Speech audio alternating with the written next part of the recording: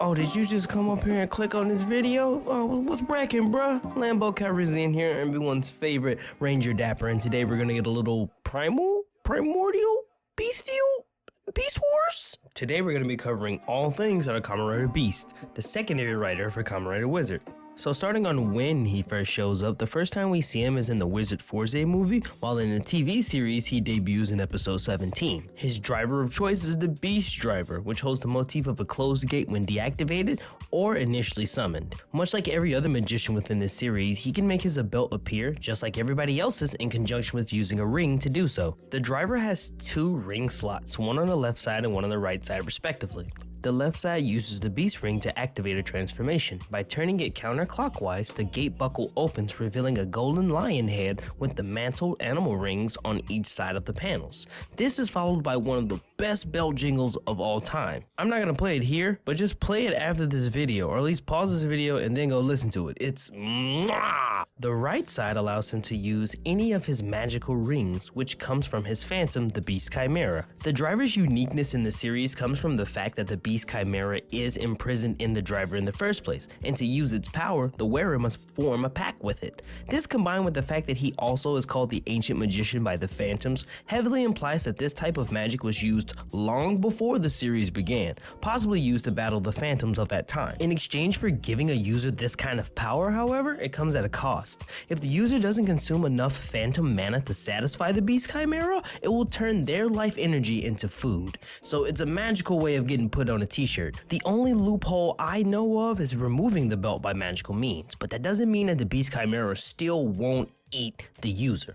If there's any other ways that I missed though, let me know in the comment section below. Now let's talk about his base transformation. Now when transformed, he gains a golden lion motif suit and can summon his primary weapon, the dice saber, from the mouth of the lion in the driver rather than using a connect ring like Wizard. And since we're here, let's go ahead and talk about the dice saber, a rapier-like weapon that has a roulette-like motif system.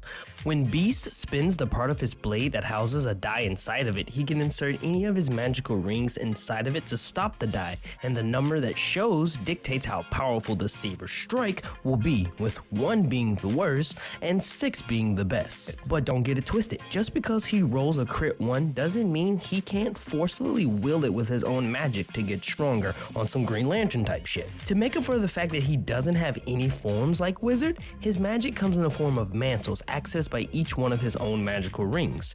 Each ring holds an animal that is in conjunction with the Beast Chimera, because you know Chimera is an assortment of animals, man. I should have knew this. But if you don't know what those rings are, let's go over them 5 things. Or no, there's only 4. The Falco ring gives him the Falco mantle and gives him the ability to fly. This mantle is used for quick getaways and finishing off weakened opponents. I promise I said weakened and not weaker or weakened. The Camellia ring gives away to the Camellia mantle, which allows Beast to become more nimble and even turn invisible. The level of how well he's hidden is scaled to how strong his opponents are, meaning that the stronger that they are, the less effective it is. The Buffer ring gives Beast the Buffer mantle and increases his physical strength and durability, like by a lot. In exchange for a lack of speed, of course, this form gives him tremendous strength, and as a result, this ring is the most, that's my editor calling.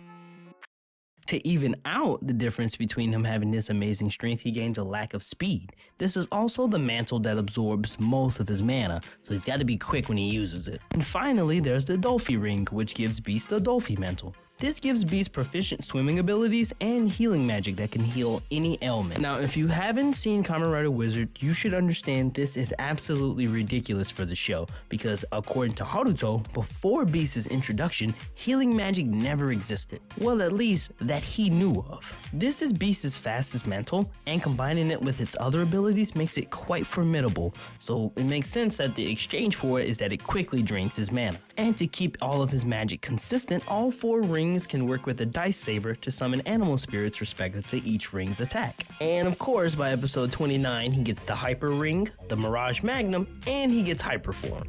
Hyperform gives Beast a tremendous power-up in exchange for losing the ability to use his mantles. Whenever he uses Hyperform, he'll get a full MP charge, so that's pretty convenient to have in the series, since all the spells require magic. Or mana, you know. Hyperform allows Beast to use the Hyper Ring with the Dice Saber in order to perform a new Hyper Saber strike. And the Mirage Magnum also becomes part of his arsenal, which is a powerful blaster that has put many powerful Phantoms on a t-shirt. By opening the mouth of the Hyper Ring, then inserting it into the Magnum's ring slot, Beast can fire the Shooting Mirage, a powerful energy projection of the Beast Chimera at his opponents. Finally, let's cover his personal finisher, the Strike Beast, which is activated by placing the Beast Ring or Hyper Ring in the driver's left ring slot. In true Rider fashion, it is his Rider Kick, and considering what mantle or form he's in, he can do a variation of the attacks. Unfortunately, we've never seen any of the variant Rider Kicks with the mantles, but that would have been so cool. If you enjoyed this video, don't hesitate to give me a like, subscribe to the channel for more Kamen Rider and Super Sentai weekly goodness. In the comment section below, let me know what your favorite aspect of Beast is outside of his character, just talking about the writer here. And dude, Power MorphoCon was a blast, and I can't wait to do it again in 2020. I met so many cool people, and Jesus Christ, man, I'm just excited to do more stuff now. You can find me talking smack on Twitter, and you can hear me talk smack with my friends on my podcast on QMBS. Ooh, check out the KaidanNetwork.com. I sell all my dad hats and Mollywop t-shirts there, so if you want to get one and support your boy, that would be lovely.